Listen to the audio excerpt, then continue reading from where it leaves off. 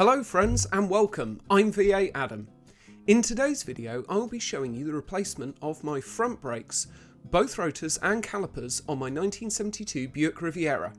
As always, links to any parts are in the description below. So the car has been jacked up and is on axle stands, and I'm starting here on the left hand side of the car.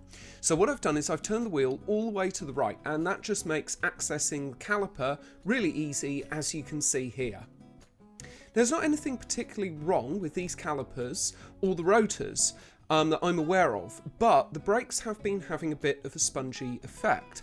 Now my friends have been helping me out with this, and we've bled the system. We've replaced all of the hardware on the rear drums and readjusted them. We've replaced the master cylinder, and these are about the only parts left.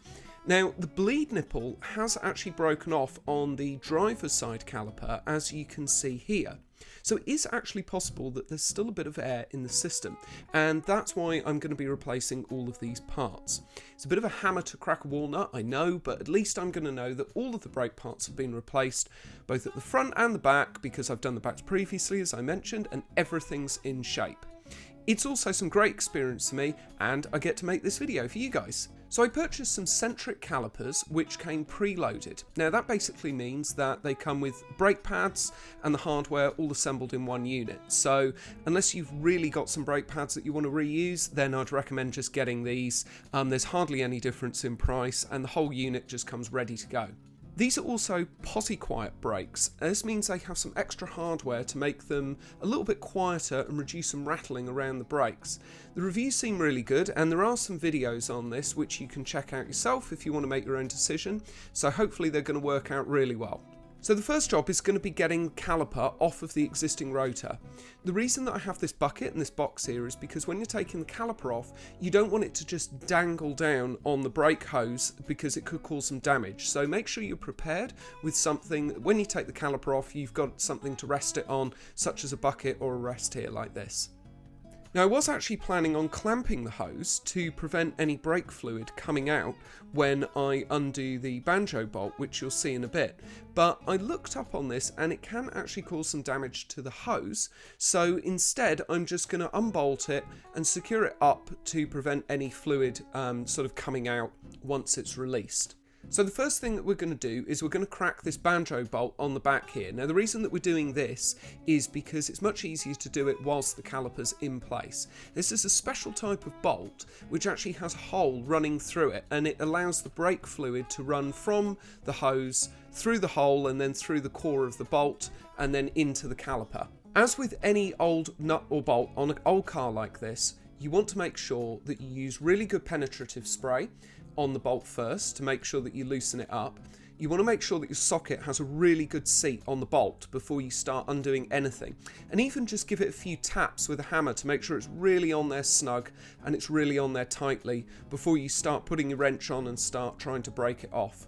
So I'm using a 7/16 socket on this bolt. Be very careful when you're loosening it, because as you can see here, when I took it off, I almost broke my fingers because it suddenly gave way. So when I do this in the future, I'm definitely putting some padding around and applying pressure more slowly, because these bolts or these nuts can suddenly give. So I've screwed the bolt back in place loosely here just to make sure that the fluid isn't leaking out everywhere whilst I'm doing the rest of the work on here. The fitting on the back of the caliper here is a 3/8 hex, which is a little more tricky if you don't have a hex set for your socket, which I don't. So what I actually ended up doing is I ended up getting a 3/8 hex key, and then I attached a breaker bar using a 3/8 socket so that I could slide it onto the end of the key and kind of make a improv sort of breaker bar attachment here. But obviously if you've got a 3/8 hex, then by all means just use one of those, that's much better. So I also applied lots of penetrative spray here around all of these contact points, including the threaded end just here on the caliper. Just slowly apply some pressure and eventually it will just crack, and just let the penetrative spray do its work before you start trying to undo anything. I usually leave it on for about 5 to 10 minutes at least. It can be a bit restrictive while you're in the wheel arch here trying to crack these bolts off, but even a short distance or leverage on this bolt will help. So I've got the top bolt off already, and the caliper is meant to just leave it open like a clamshell, but it's really stiff because it's probably been on here for decades. So I'm therefore going to take both bolts out and just sort of pull it out and wiggle it off. So I've got both bolts out now, and I'm just going to work the caliper to get it off of the rotor. It is very stiff, like I say, it's been on here so long, but what I did was just kept rocking it and working it off from the top and the bottom slowly. I also used a hammer to just tap it out here on the top and the bottom to continue working it out. You don't want to damage anything, so it's better to just take your time here.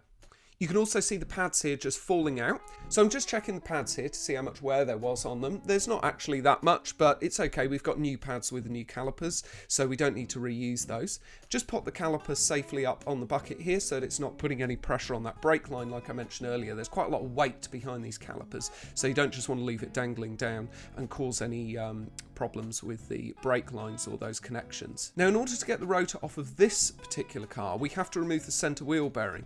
Some cars, especially more modern ones, the rotors will just pull straight off, but this particular one needs the centre wheel bearing removed. So the first thing you need to do is just work the dust cap off here, which can be done with a flathead screwdriver.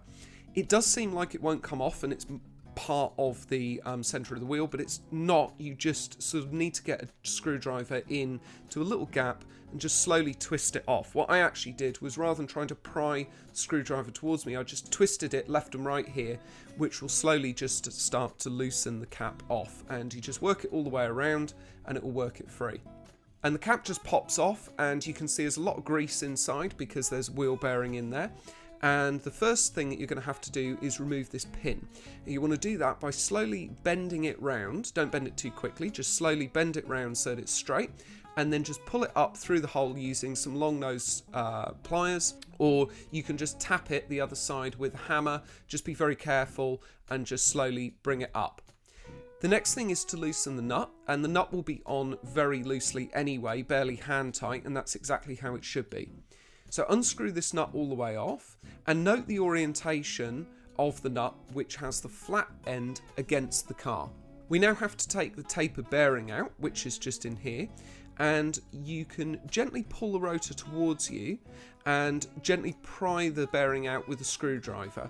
You can also use a magnet to pull it out if you have one handy, and I just pop the bearing back together to make sure all of the orientation of the parts are correct. So just be careful when you're pulling these out that you're checking and making note of how all of this goes together.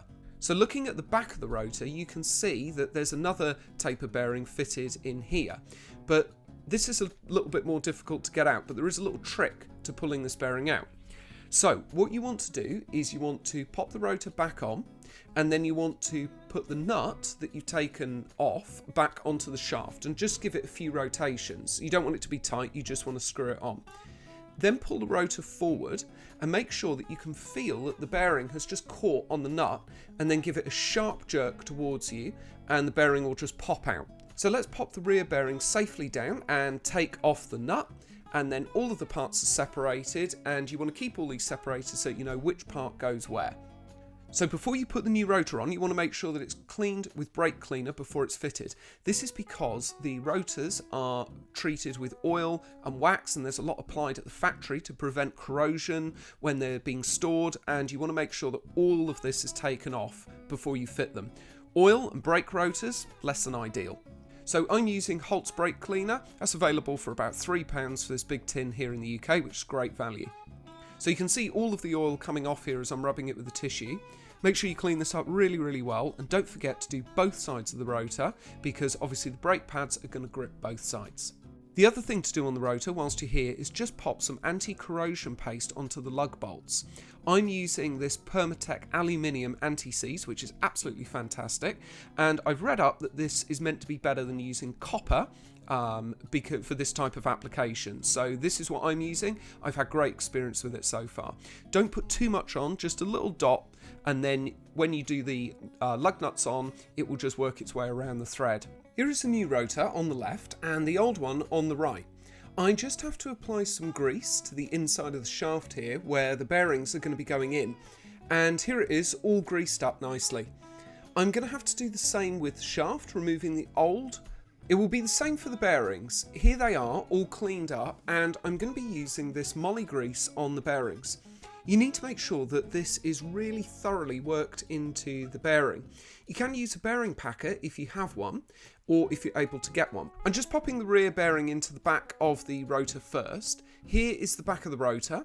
This seal is installed with the lip part going down and the raised part goes here on the outside, and just tap it in with a hammer. The rotor is back on now and the front tapered bearing is back in, with the washer over the top and the cutout aligned just here. Then just screw the nut back on and pop the pin through the holes, remembering to bend it round to secure it in place. And also remember that the nut is not on tightly, just loosely.